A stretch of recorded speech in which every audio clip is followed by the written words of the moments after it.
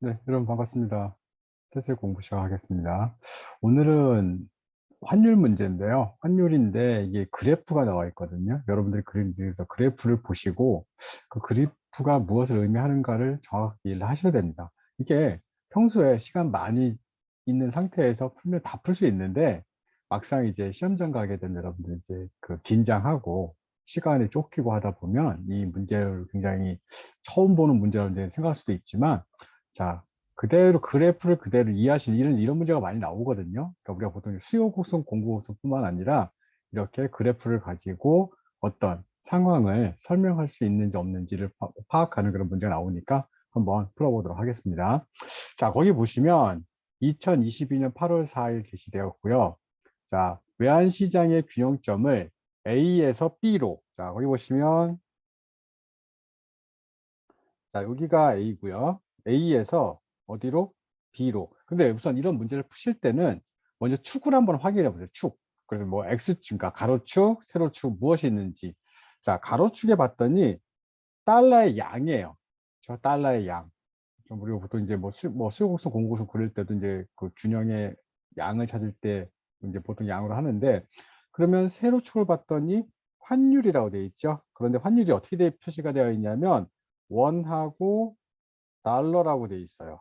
그러니까 우리가 보통 얘기하는 그렇죠? 1달러를 기준으로 얼마냐 이제 그렇게 표시를 하는 거죠. 그러니까 우리가 보통 이제 되게 쉬운 게 우리가 보통 지금 굉장히 이제 강달러 시기에 1,400원이 넘어가서 굉장히 힘들다고 얘기를 하는데 아무튼 자 1,400원 1달러라는 물건을 살 때 우리나라 돈으로 1,400원을 준다. 뭐 이제 그렇게 이제 표현하시면 되겠죠.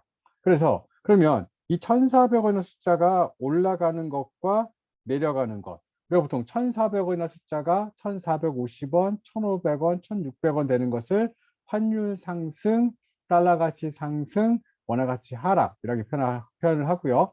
그리고 1,400원을 기준으로 1,350원, 1,300원, 1,200원 이렇게 내려가는 표현을 우리가 환율의 하락, 달러 가치 하락, 원화 가치 상승 이렇게 표현을 하거든요. 자, 그러면 자 이제 설명이 다 됐어요. 이 A점에서 그래서 A점에서 B점으로 이동한다는 얘기는 지금 환율이 어떻게 될까요? 내려가는 거죠. 환율이 내려가는데 내려가는 이유가 무엇인가 봤더니 시장에 달러의 양이 많으면 이렇게 오른쪽으로 이동하면 환율은 내려오고 시장에 달러가 적으면 왼쪽으로 움직이고 환율은 올라가겠죠. 그럼 이제 여러분들 다 이해하셨어요. 자, 다시 한번 보겠습니다. 자, 환율이 올라간다는 얘기는 시장, 외환시장에 달러가 부족하다는 얘기죠. 아, 그러니까 환율의 양이 시장이 적으면 환율이 올라가고 시장에 이 달러의 양이 많아지면 환율은 하락하겠다. 이렇게 찾는 거죠. 그러면 자 이제 문제 A점 그렇죠. 거기 보시면 볼게요. A점에서 여기 A점이 있고요. B점으로 이동을 했으니까 우리가 이제 환율이 하락한 거고 이유는 시장에 외환 시장에 달러가 많은 거죠. 증가한 거겠지. 자, 이렇게 찾아보도록 하겠습니다. 자, 그럼 1번, 2번, 3번, 4번, 5번. 자, 1번부터 볼게요. 해외 차관을 해외에서 빌려온 돈을 상환하였다. 그러니까 해외에서 빌려온 달러를 상환하려면 달러를 줘야 되죠. 그러면 유출되겠네요. 그럼 외환 시장에 달러가 감소하겠죠. 아니네요. 그렇죠? 자, 해외로부터 곡물 수입이 증가하였다. 해외로부터 곡물을 수입하려면 무엇을 줘야 되죠? 그렇죠. 달러를 지급해야겠지. 아니겠죠. 그러니까 달러가 이제 들어오는 걸 찾는 거예요. 3번. 국내 기업의 해외 투자가 증가하였다. 즉 FDI, Foreign Direct Investment가 증가하려면 달러가 나가야 되니까 아니고요. 4번. 국내 생산 자동차 수출. 자, 수출했으면 무엇을 받을까요? 그렇죠. 당연히 수출을 했으니까 달러가 유입되겠죠. 그렇죠. 4번. 그럼 5번. 국내 학생들의 해외 유학의 증가.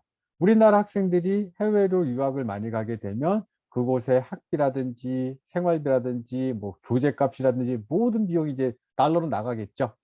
이 뭐 뭐 그렇죠? 여기 보고 계시는 뭐 아빠 엄마들이 보내주셔야 되는데, 그럼 그만큼의 달러 유출이 많아지겠죠. 자, 그래서 그래프를 빨리 캐치하시고, 그렇죠? 그래프를 빨리 보시고 이게 지금 무엇을 찾고 있는 것인지. 그래서 여기에는 환율, 여기에는 달러의 양. 이건 뭐 달러의 뭐 시장, 외환 그 수요 시장하고 똑같이 보시면 되죠. 양이 많으면 가격이 하락하고, 양이 부족하면 가격이 상승하고. 자, 그래서 여러분들 이제 조금만 제가 이제 부연 설명하려면 환율이 무엇인가? 그렇죠. 환율이 무엇인가 하게 되면 이거 달러가 이제 물건이라고 생각하시면 돼요. 달러라는 물건을 사는 값이다. 이렇게 생각하시면 되겠죠. 달러라는 물건. 그러니까 종이. 그죠? 우리가 이제 그 우리나라 돈은 돈처럼 보이지만 이제 달러를 그냥 물건이라고 보세요. 그 물건을 살 때 우리나라 돈을 얼마나 지급해야 되는지. 자, 2022년 9월 한 26일, 그렇죠? 그 정도 기준으로 했을 때, 킹달러라는 표현 쓰거든요. 지금 난리가 났죠. 그렇죠? 킹달러. 미국 연방준비제도에서 이제 막 그 공개시장준비위원회에서 이제 막 환율을 그 이자율을 막 높이고, 뭐 빅스텝이니 자이언트 스텝이니 울트라 스텝이니 하면서 달러에 대한 강세, 그렇죠? 달러에 대한 이 강세 유지, 이 상황을 유지하기 때문에 전 세계가 좀 어려움. 어차피 같이 다 금리를 올려야 되니까. 그래서 경기는 나빠지고 금리는 올라가고 부동산 가격 하락하고 취업 일자리 떨어지고 지금 아주 나쁜 상황이거든요. 그런 상황에서 달러를 사올 때 1,400원 기준으로 이것보다 높게 주면, 우리가 보통 환율이 1,500대게 되면 환율 상승, 달러 가치 상승, 원화 가치 하락, 이렇게 표현하죠. 세 가지가 다 똑같은 표현이죠. 1,400에서 1,500원이 되게 되면 환율이 상승하였다, 달러 가치가 상승하였다, 원화 가치가 하락하였다. 반대는 여러분 다시 수 있겠죠. 1,300원 되면 환율 하락, 달러 가치 하락, 원화 가치 상승. 그렇죠?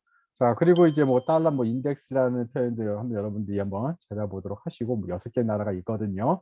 연동되는 뭐 파운드, 유로화 뭐 그래서 이제 그런 달러 인덱스가 무엇인지 정의 여러분들 한번 파악해 보도록 하시고, 그래서 좀 보통 환율이 2.5씩 저기 이자율이 0.25씩 이제 변화를 주는데 그거는 급박하다 싶으면 0.5 빅스텝이라고 얘기하죠. 0.75 자이언트 스텝, 0.1 울트라 스텝이라는 표현을 쓰는데 아주 지금 전 세계 금융시장이 그것 때문에 난리가 났죠. 자, 그리고 이제 여러분들이 나중에라도 우리가 이제 달러에 관련돼서는 꼭 기억하셔야 될 게, 달러는 전 세계에서 가장 대표적인 기축 통화다. 이렇게 꼭 기억을 하시고요. 잠깐만요. 키 커런시라고 얘기를 하고요. 자, 기축 통화 공부하실 때 조금만 여러분들이 좀 보충을 더하자면 세뇨리지라는 게 있거든요. 자, 잠시만요. 세뇨리지. 그 세뇨리지는 자, 사용 가치하고 주조 가치 사이의 그 갭이라고 보시면 되는데, 쉽게 설명을 드리면 우리가 보통 이제 기본이 되는 달러 100달러짜리 이 지폐 이 통화를 만들 때 100달러가 들지는 않았다는 거죠. 자, 그렇다면 100달러보다 예를 들어 현저하게 적게, 정확히 제가 모르겠습니다만, 예를 들어서 뭐 종이 한 장 그 100달러짜리 지폐를 만드는데 예를 들어서 한 2달러가 들었다 치면 98달러에 뭐가 남는다? 그렇죠. 그걸 바로 주조이익이라고 하죠. 주조이익. 이 주조이익은 누가 가지고 있을까요? 미국이 다 가지고 쓰고 있다고 볼 수가 있겠죠. 그러면 우리나라도 마찬가지죠, 여러분들.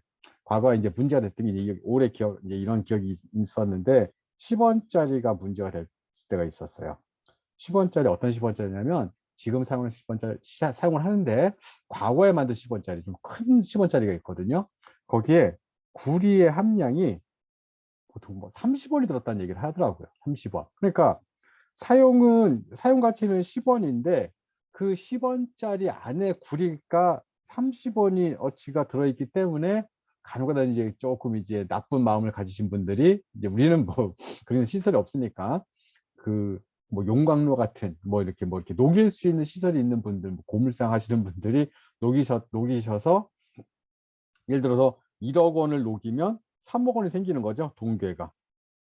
이거 이제 이거 범법이죠. 그래서 이제 잡혀가시고 막 그렇죠.